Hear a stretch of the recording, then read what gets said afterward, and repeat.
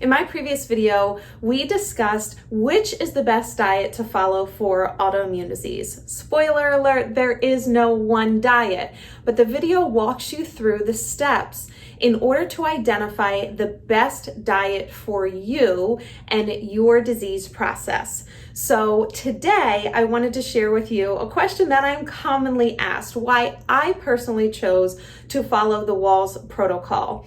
So I was diagnosed with relapsing remitting MS in 2016. As a nutrition coach, I of course had a natural desire and curiosity to see how food could influence not only the symptoms that I had been experiencing, but also to ideally stabilize the disease that I was just newly diagnosed with. So at the time, there were two options that I knew of. The first was the swank diet. And in a very oversimplified version, the swank diet had been around for many years. And it focused more on a lower fat intake. It restricted some animal proteins. It encouraged grains, bread, and pasta, and encouraged a daily multivitamin. The Wahls Protocol was the kind of newer kid on the block with the more recent and progressive research. And in short, that eliminated gluten, dairy, eggs, and encouraged 9 cups of vegetables every single day, 3 leafy green, 3 sulfur rich, and 3 deeply colored, and really encouraged to minimize or ideally eliminate grains. So in a very quick evaluation, I knew that I would thrive much better on the Wahls Protocol because I had more variety and more freedom with the foods that I could eat than on the swank diet because I personally have an allergy to eggs, to soy, and nuts. So that would really limit my protein intake going on a diet that already had restricted animal protein, not completely eliminated it, but restricted it nonetheless. So I was really limited from that perspective.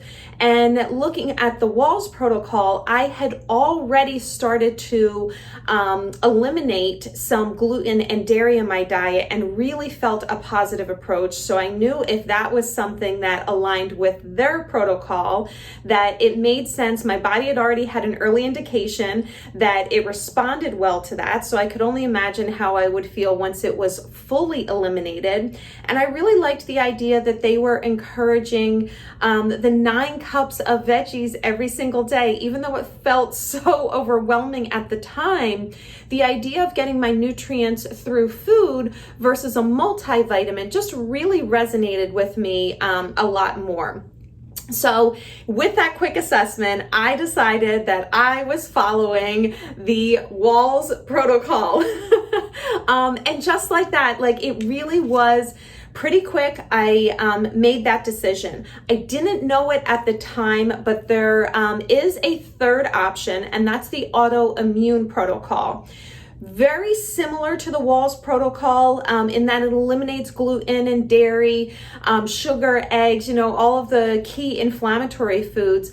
But it also it kind of starts off with a pretty restrictive elimination diet and then enables you to expand upon that with some reintroductions later on.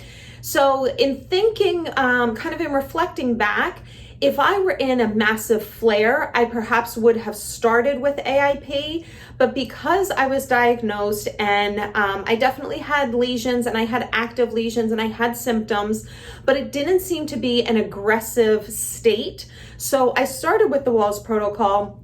Of course, now the Wahls Protocol has expanded to include an elimination phase, which is very similar to AIP. So I kind of look at the Autoimmune Protocol and the Wahls Protocol as kind of like sister protocols. They're very similar. Wahls tends to attract more of an MS community because Dr. Wahls has MS. But it has been applicable for many, many autoimmune diseases and chronic illnesses beyond MS. So in looking back, I started on the Wahls Protocol. I thought this is a good starting point. Let me just put it into action. Let me start taking some steps to start following this protocol and see how my body responds. That very decision was probably the biggest benefit that I could have done early on. I made a decision and I decided to start taking action, even if it was imperfect action. And trust me, it was definitely imperfect action in the beginning. But I just looked at it and hey, if you've seen this book before, it's thick.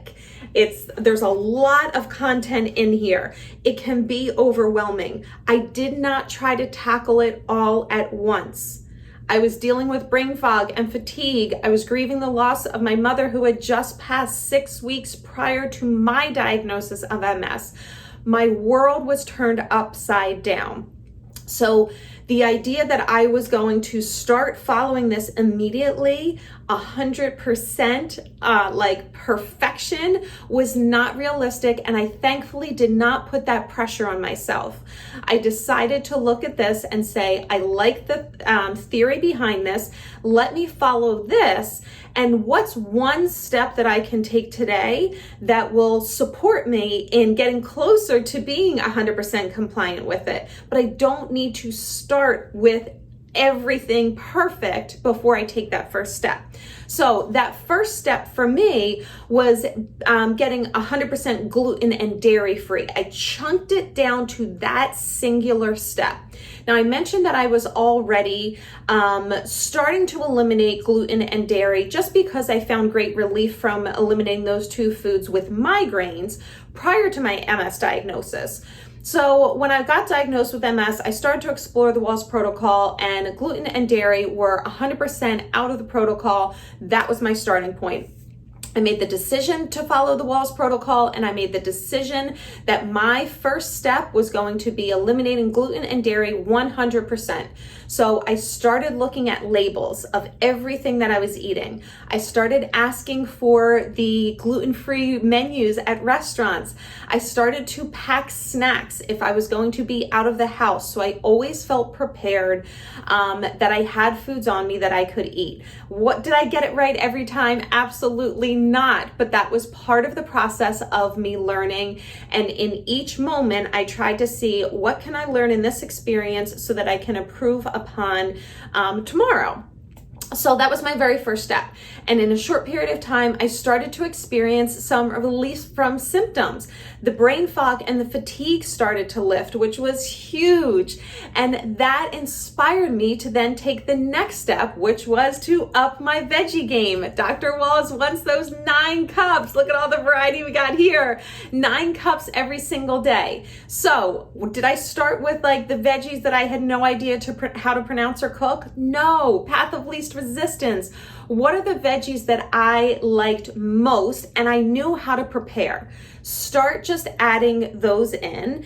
And then once I got momentum from that, then I got curious with expanding my variety of veggies.